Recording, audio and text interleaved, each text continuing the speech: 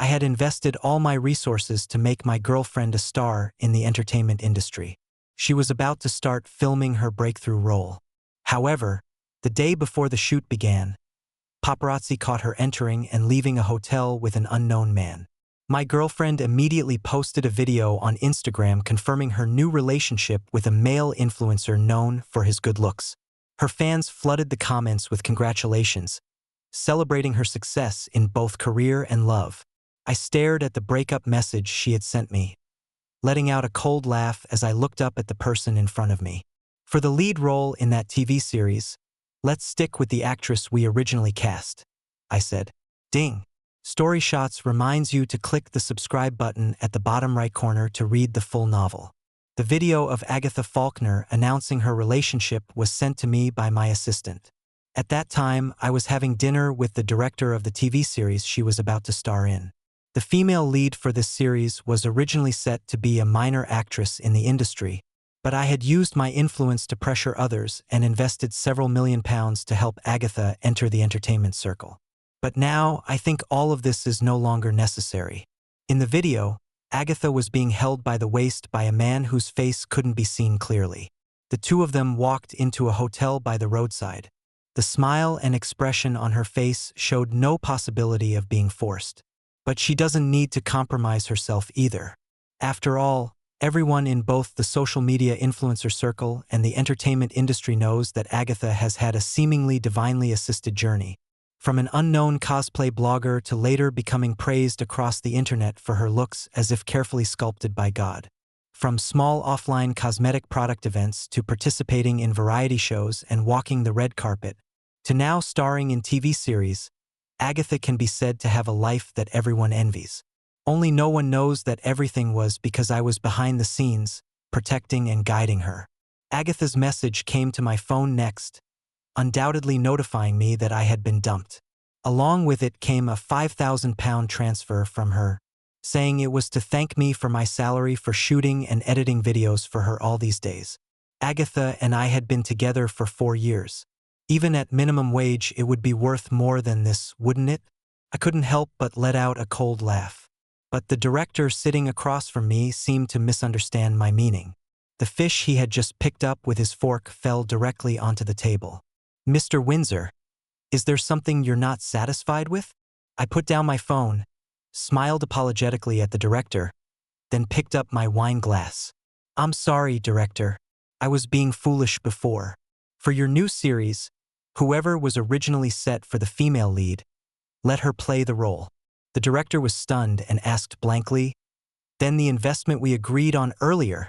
Don't worry, I won't short you a single penny. Oh, thank you so much, Mr. Windsor. I really appreciate it. He picked up his wine glass with both hands and lightly clinked it with mine, then drank it all in one go. I had read the script for this TV series in advance. If there were no accidents, the ratings would definitely be a huge hit. It was a win-win situation. It's just a pity that I had originally hoped to use this opportunity to help Agatha climb another rung up the ladder. Now it seems she didn't want it herself. After finishing dinner with the director, he respectfully saw me out of the restaurant. My driver and assistant were already waiting for me at the door. Seeing me, my assistant came forward and asked softly, Mr. Windsor, about Miss Faulkner's matter. I looked at the line displayed on Agatha's Instagram profile on my phone, showing she had already taken the initiative to delete me. Don't worry about her. Notify all the brand partners we've contacted before. Tell them to take back all the resources given to Agatha Faulkner. Also, take back the villa that was rented to Agatha at a low price under your name. Yes, Mr. Windsor. Getting into the car, I tiredly rubbed my brow. Agatha and I met 4 years ago at a cocktail party. At that time, she was still a small-time influencer being forced by her company to accompany clients. I happened to see her crouching in a corner wiping away tears while I was using the excuse of being drunk to avoid socializing. She was still saying that one day she would make everyone look up to her. It was Agatha's ambition and vigorous energy that made me stop in my tracks. But I never thought that one day I would also become a stepping stone for her ambition. By the way, Mr. Windsor, there's a fashion brand launch event tomorrow that you've been invited to. Would you like to attend? Fashion brand? I opened my eyes and frowned, trying to recall. It seems there was such a thing. The Windsor Group's business involves many fields across the country. It can be said to be a true capital enterprise. The reason I never told Agatha my identity was because she had once despised those girls who relied on external forces to climb up in front of me. In Agatha's words, people should rely on their own abilities. Thinking of this, I found it somewhat amusing. Wasn't Agatha herself relying on me to move forward? Give me the invitation. I'll attend on time. Yes, Mr. Windsor. I originally didn't have much interest in these launch events. But after a breakup, people just want to find something to do. But when I saw Agatha at the launch event venue, I realized that "it's a small world" is not just a saying. Garner? What are you doing here? Agatha Faulkner grabbed my arm and pulled me into a corner as soon as she saw me. Her eyes were filled with impatience and anxiety, a far cry from the kindness and consideration she used to show me. I pulled my arm free and looked Agatha up and down. She was wearing a high-end designer dress, something that would have been far out of her league before. But thanks to my connections, all the best fashion resources were at her disposal. It seemed my words from yesterday hadn't reached everyone's ears yet. What's the matter? Are you saying you can come here but I can't? Agatha lowered her voice and tried to push me towards the exit. Garner, stop this nonsense. We've broken up, and I've already transferred you £5,000. What more do you want? I'm warning you. If you say anything inappropriate today that affects me, my boyfriend won't let you off easy. Agatha's small arms were no match for me, and I stood my ground. Her words, however, piqued my curiosity. Your boyfriend? Isn't he just a small-time influencer? What could he possibly do to me? At the mention of her boyfriend, Agatha's eyes filled with pride. My boyfriend is the sole heir to the Quill Group. Being an influencer is just something he does for fun. The Quill Group? I did have some recollection of the Quill Group's heir, but in my memory, he didn't look anything like Agatha's boyfriend. So, she'd been duped? I looked at Agatha, who seemed completely absorbed in the joy of having found a wealthy partner. She could barely be bothered to speak to me. Why am I even telling you this? A working-class person like you wouldn't understand how powerful the Quill Group is. Garner, let me make this clear, we're in different leagues now. Don't think you can control me with our past relationship. In modern society, breakups and divorces are perfectly normal, I said calmly. Is that so? Apparently, two-timing is also normal. I must be living in the Victorian era, I replied sarcastically. So what? People aim high and water flows low. Besides, do you think anyone would believe you if you said anything? Garner, I'm better at manipulating public opinion on social media than you are. Agatha showed no remorse for her actions, her self-righteous attitude making me look like the aggressor. Agatha, what are you doing here?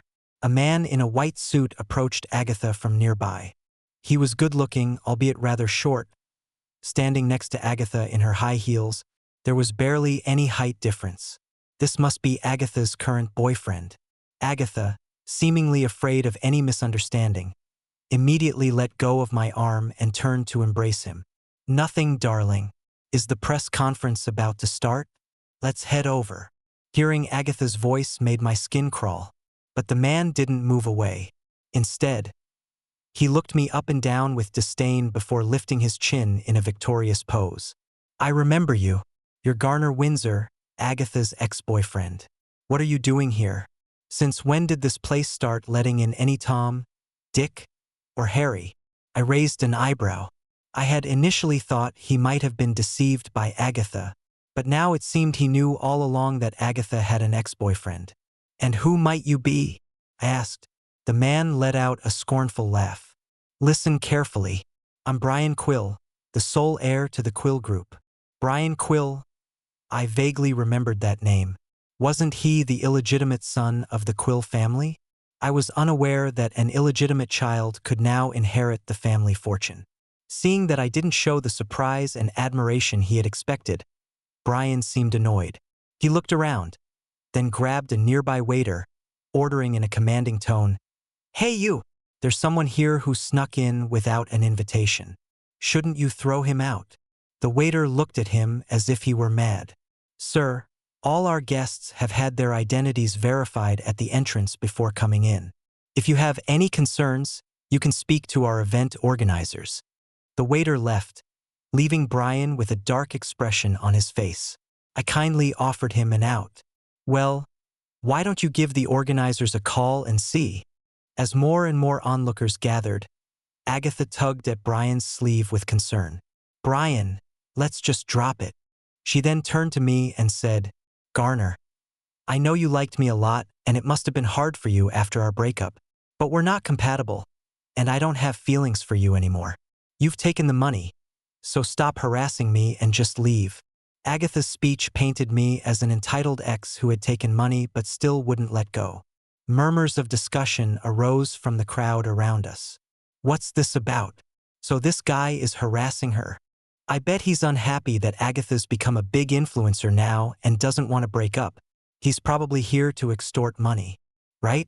What's wrong with men these days? It's disgusting.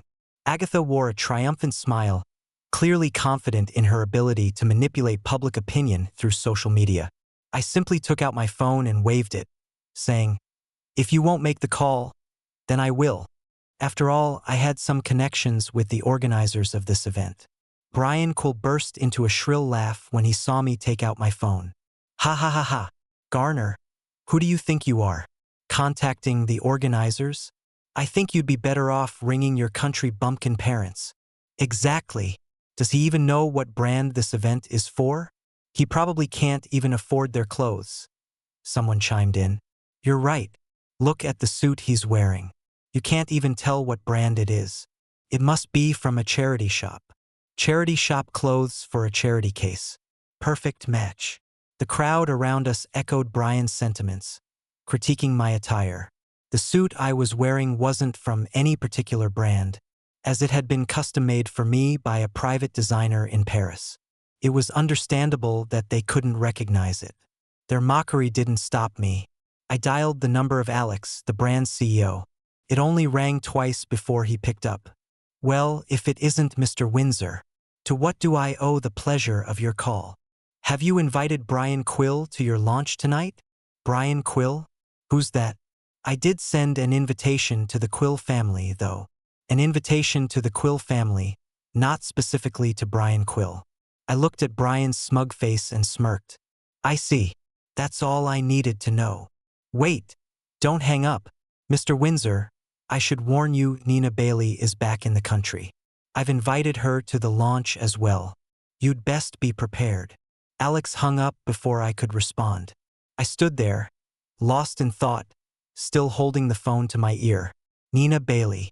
It had been ages since I'd heard that name. Nina was the only child of her generation in the Bailey family. We grew up together, and I always saw her as a little sister. During our university years, she confessed her feelings for me, but I turned her down. After that, she left the country in a huff to study abroad and hadn't returned until now. Nina was coming too? Remembering her clingy behavior and dramatic outbursts in the past, I shuddered and turned to leave. Garner, where do you think you're going? Weren't you going to call the organizers? Are you running away now that your bluff has been called? Brian blocked my path, and the onlookers surrounded me. I sighed inwardly, trying to warn him. Brian, I suggest you let me go now, or you'll be in big trouble soon. Since I had called Alex to inquire, he would surely ring the Quill family to clarify the situation. When that happened, Brian's status as an illegitimate child would be exposed. But Brian clearly hadn't realized this. He wrapped his arm around Agatha Faulkner's shoulders, grinning arrogantly. Big trouble? I'd like to see who's going to be in trouble. Garner, would it kill you to admit you're wrong? Agatha stood beside him, looking at me with disappointment. Garner, I never realized you were such a vain liar. How disappointing. Vain? Liar? I thought those words would be more fitting for Agatha herself. I opened my mouth to argue with Agatha, but the sharp click of high heels on the floor behind me interrupted me, accompanied by gasps from the crowd. I knew exactly who it was from that familiar entrance.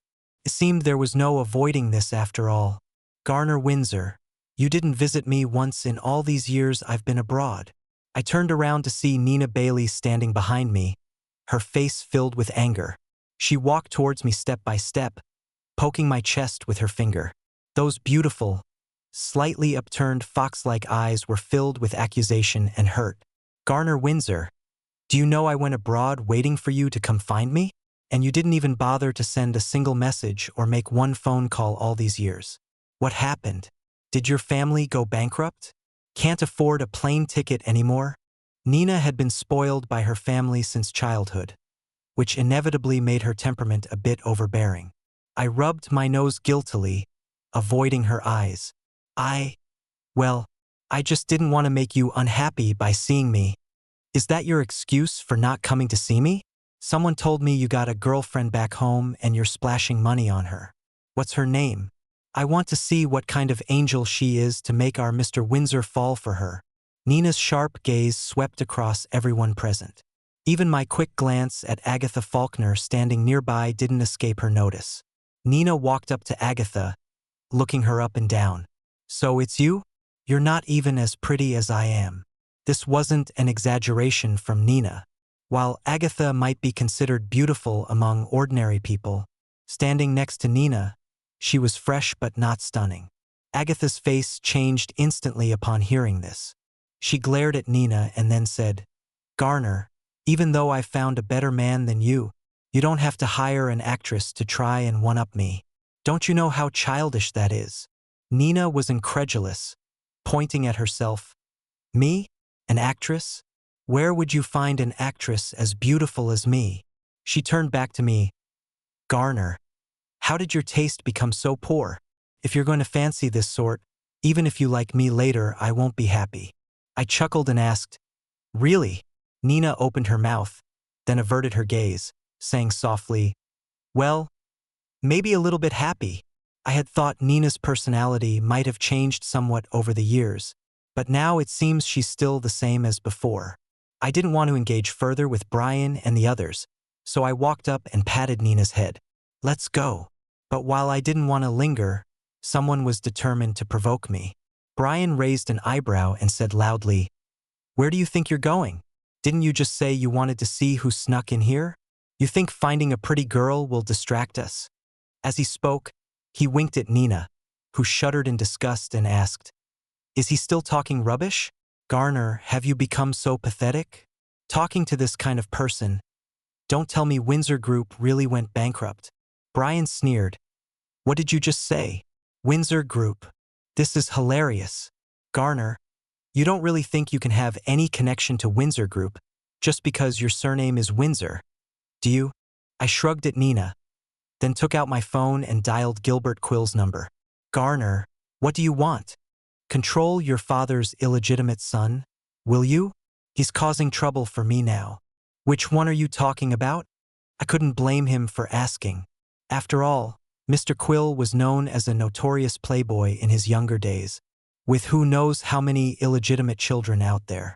But since none of them had ever caused trouble at home, everyone just turned a blind eye to it. I looked at Brian, who was holding his nose high in the air, and then gave his name.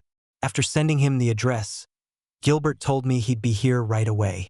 After hanging up, Brian pulled Agatha onto the nearby sofa, crossing his legs comfortably. Let him come. His grandfather is sitting right here. I'd like to see who can kick me out of here. Agatha leaned into his arms like a delicate bird, but the phone in her handbag suddenly vibrated. She took out her phone and looked at it, her expression immediately becoming flustered. She tugged at Brian's sleeve, saying urgently, Brian, what should we do? The director, who agreed before, suddenly changed his mind. Brian took her phone and glanced at the contact name. It's nothing. I'll just make a call. He actually dialed the number, and I became curious to see how the director would brush off Brian. The moment the call connected, the director's voice came through. Who is this? Brian cleared his throat.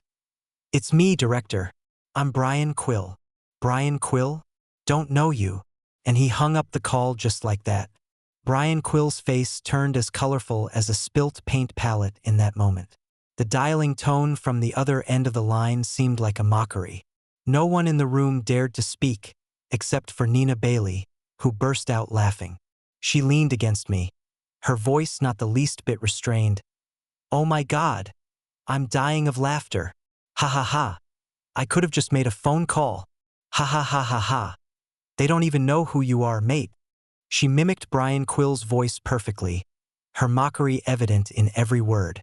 Brian Quill, who had been sitting like he owned the place just moments ago, immediately stood up and walked towards Nina Bailey with a dark expression.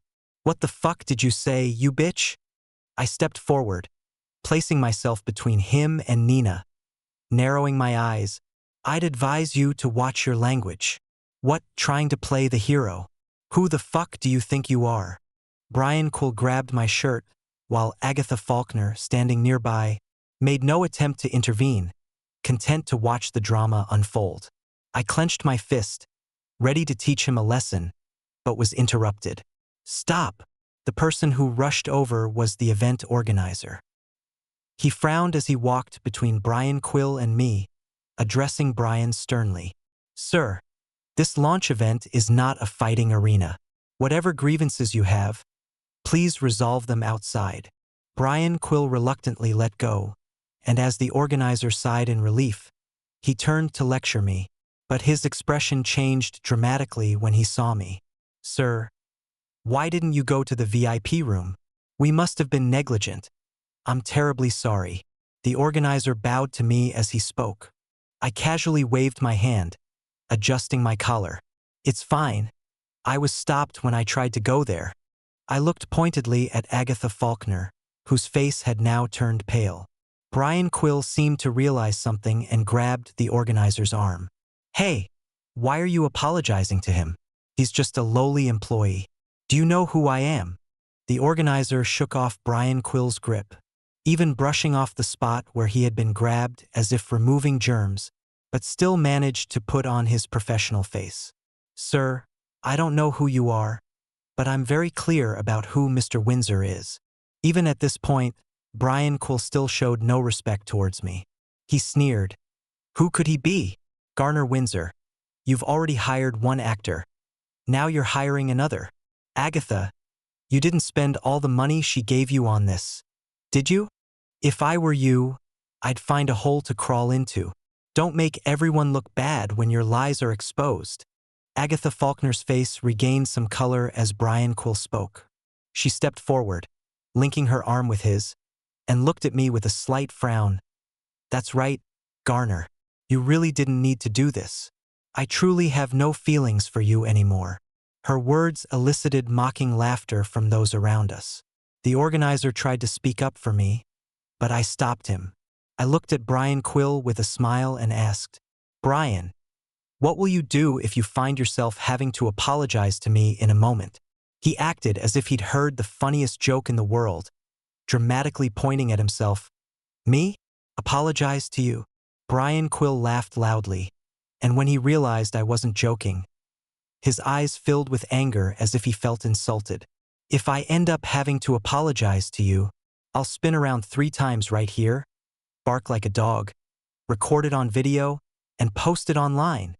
Brian Quill's voice was loud, clearly believing this was an impossible scenario. I nodded, satisfied that I had achieved my goal. "Very well, I accept. Garner, have you been eating magic mushrooms before coming here? How could you even come up with such nonsense?" However, just as Agatha Faulkner finished speaking, the doors to the event were pushed open from the outside. Gilbert Quill walked in casually, a smile playing on his lips. Brian Quill, who had been so arrogant just moments ago, suddenly turned pale. "Brian Quill, using my name to con people out there? Did I give you permission?" I turned to Brian Quill, shaking my head. "If I were you, I'd find a hole to crawl into right about now." Brian Quill rushed towards Gilbert Quill the moment he saw him. His earlier arrogance had vanished, and he hung his head like a child who had done something wrong.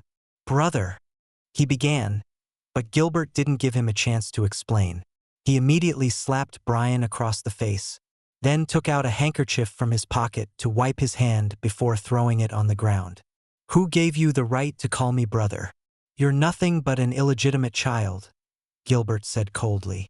As soon as those words left his mouth, the entire room fell into shocked silence.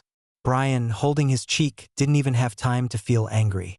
He grabbed Gilbert's arm and pleaded, "Mr. Quill, I didn't mean to. It was that Garner Windsor who went too far. He insulted me first. I was just trying to fight back. Mr. Quill, no matter what, we share the same blood. How can you compare me to an outsider?" Outsider. Gilbert yanked his arm free from Brian's grip, his expression filled with disgust. He then strode towards me, his face transforming from utter contempt to a warm smile. "It's been a while, Garner," he said. I smiled back, shaking his outstretched hand. "Indeed it has. We should catch up over dinner sometime." The moment Gilbert shook my hand, all the blood drained from Brian's face. His body trembled uncontrollably, and his eyes were filled with terror as he looked at me. You're really from the Windsor Group?" Gilbert gave him a sidelong glance before turning back to me with a smile. "I apologize for not managing this situation better. It must have caused you trouble." "I'm fine, but I wonder how many people he's deceived using your name." "You'll have your work cut out for you dealing with this," I replied. Gilbert let out a cold laugh, his voice devoid of any emotion. "It's fine. He's just an illegitimate child after all. Even if I were to chop him up, my old man wouldn't say a word. Tonight isn't the best time to catch up. I'll take this rubbish away now, and I'll make sure you're satisfied with the outcome." "Wait a moment," I said, under Gilbert's questioning gaze. I walked towards Brian and spoke. "Brian Quill, aren't you going to apologize to me?" Brian's pale lips trembled, but he remained silent. I had the patience to wait him out, but it was clear that Gilbert did not. He stepped forward and kicked Brian's knee, forcing him to kneel before me. "Speak," Gilbert commanded. Brian squeezed his eyes shut, his voice shaking and on the verge of tears. I'm sorry." "Too quiet. I can't hear you," I said. "I'm sorry, Mr. Windsor. I was blind to your true identity," Brian almost shouted through gritted teeth. I nodded, satisfied, and signaled Nina Bailey to take out her phone. Then I bent down towards Brian. "Brian Quill, do you remember our agreement?" He looked up at me, disbelief in his eyes. "One should always keep their promises, shouldn't they?" I said with a smile, though my tone was ice-cold. Brian wanted to struggle, but Gilbert's impatient click of the tongue beside him made him realize that he had no say in the matter. Finally understanding his position, Brian stood up and slowly turned around 3 times, then stood still and barked like a dog. Before I could say anything, Nina was already laughing uncontrollably. She closed her phone and sent the video to Gilbert. "Make sure to post this for Brian. Such a lovely video deserves to be seen by others." Gilbert raised an eyebrow and nodded in agreement. Seeing that I had nothing more to say, he signaled his bodyguards to carry the now limp Brian out. As Gilbert passed by Agatha Faulkner, he paused and gave her a look. "Blind fool," he muttered. Agatha's body swayed at these words. She didn't even spare a glance at Brian as he was carried out, instead walking towards me. Agatha reached out, intending to grab the hem of my jacket as she used to do when she wanted to act coy, but Nina stepped in front of me and pulled me back. "Stay away from the trash. Don't let the stench rub off on you," Nina said pointedly. Nina's words brought tears to Agatha's eyes. She looked at me pitifully, her lips pressed tightly together. In the past, I couldn't bear to see Agatha like this. I used to think her tears could make me want to hand her the whole world. But now her tears meant no more to me than grains of sand. "Garner, I'm sorry, Garner. I didn't know. You thought I was just a nobody, a small-time employee you could bully and toss aside. You thought you'd become more powerful and could climb higher branches, so you could kick me to the curb, right?" I finished her sentence, my tone dripping with sarcasm. She shook her head, protesting. "It's not like that, Garner. How could you think of me like this? If you're really the CEO of Windsor Group, why didn't you tell me? You deceived me first. We've both made mistakes. Why can't we just let bygones be bygones?" I was rendered speechless by Agatha's logic, wondering how I could have ever been attracted to such a woman. Agatha Faulkner, who was it that said they wanted to climb the ladder through their own efforts, without getting involved in other things? And now, you think I was the one who concealed the truth from you. You don't really believe that everything you achieved before was through your own efforts, do you? As I finished speaking, Agatha's phone rang once again. She seemed to sense something and hesitated to answer the call. It wasn't until I kindly reminded her, "Agatha, your phone is ringing," that she finally answered with trembling hands. Her assistant's voice came through, filled with undisguised panic and confusion. "Sis, what's going on? Why have all the previously agreed collaborations been canceled? And the director just made an official announcement. You're not the lead actress at all. What should we do, sis? Your fans are saying you were too full of yourself and now you're facing the consequences." She looked at me helplessly, tears falling from her eyes. "Garner, did you really have to go this far? I just gave you what you wanted. Didn't you always say you wanted to climb the ladder through your own efforts? Now you can. You can truly climb up through your own efforts." I chuckled lightly and walked towards the exit, with Nina on my arm. As we passed Agatha, Nina didn't forget to spit in her direction. The onlookers who had been relentlessly surrounding me earlier now didn't dare to block my path, only hoping that I would spare them. My gaze swept across their faces, and anyone who met my eyes quickly lowered their head in fear. Of course, I didn't think they were innocent. Today, I happened to be the protagonist, and their cold mockery seemed like mere idle chatter to me. But what if I wasn't the protagonist? If the protagonist had been an ordinary person, the ending of the story would have been completely different. As I passed by the event organizer, I stopped and said, "Send me a list of everyone on the first floor tonight." "Certainly, Mr. Windsor. People always have to pay the price for their actions." I drove Nina Bailey home, though she complained about my lowered standards the entire way. It was true, and I could only smile and agree, unable to offer any rebuttal. Before Nina got out of the car, she turned and asked me a question. She wanted to know if I still saw her as a little sister. I admitted that when I first saw her today, I was indeed stunned by her beauty. However, years of perception couldn't be changed instantly, and I asked her to give me more time. She looked a bit disappointed but still managed a forced smile as she left. After leaving the press conference, Gilbert Quill publicly announced on Twitter that Brian Quill was an illegitimate child. He stated that Brian had no connection to the Quill Group, nor any brotherly relationship with him personally. Suddenly, fans and bystanders who had been deceived by Brian's identity as the heir to the Quill Group flocked to his Twitter account and comment section to curse at him. As for Agatha Faulkner, she persistently sent me messages, even bringing out photos from our 4-year relationship, attempting to evoke any remaining feelings I might have for her. Unfortunately for her, I had no lingering emotions. If I had to describe my feelings, they would only be anger and disgust. My parents somehow found out about the situation and insisted on arranging blind dates for me. After I refused several times, they actually sent a potential match directly to my company. When my assistant told me about this, I felt a headache coming on, not noticing the barely suppressed gossip-hungry smile on his face. But when I opened the door to my office, I saw Nina Bailey sitting on the sofa, idly playing with a Rubik's Cube. Seeing me enter, she immediately put away the cube, tidied her hair, and walked towards me. "Hello, Garner. Let me introduce myself. I'm Nina Bailey, your blind date." I looked at Nina before me and smiled helplessly. "What are you doing here?" "Going on a blind date with you, of course. You kept not showing up, so I had to come find you myself. Didn't you say you saw me as a little sister? Well, we'll just have to get to know each other again then. Anyway, I told your father I'd be interning at your company. Garner, you can't escape my grasp."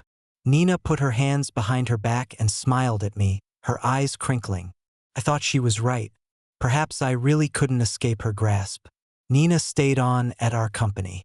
Her work ability was completely different from her appearance. Once she started working, she was like an emotionless robot, not only extremely sensitive to numbers but also excellent at interpersonal communication. In just over a week of joining the company, she had already become friendly with all the employees. For instance, I caught her more than once asking my assistant about my criteria for choosing a partner. I thought Agatha Faulkner had faded out of my life, but I didn't expect her to try to make a comeback by announcing on Twitter that she had dated the CEO of Windsor Group. When my assistant told me about this, his voice was as quiet as a mosquito's buzz. I have a lot of work to deal with every day and indeed don't have time to search for such trivial matters. But since Agatha was asking for trouble, I couldn't be blamed. I had my assistant create a Twitter account, then posted all the details of my relationship with Agatha, including how she two-timed me to get close to Brian Quill. I also included the incident where she transferred me £5,000. Agatha's popularity, which had slightly warmed up due to her story about me, immediately plummeted to sub-zero levels. She became a true pariah. Some netizens even gave her a fitting nickname, 5 Grand Agatha. As for this Twitter account, after Nina and I got together, it became her daily avenue for showing off our relationship, and it even accumulated quite a few followers. The last time I heard Agatha Faulkner's name was at Nina and my engagement party.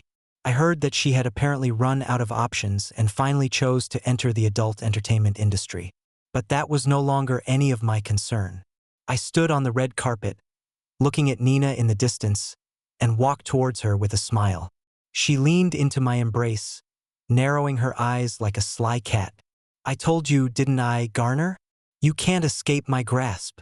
I lowered my head and kissed her lips.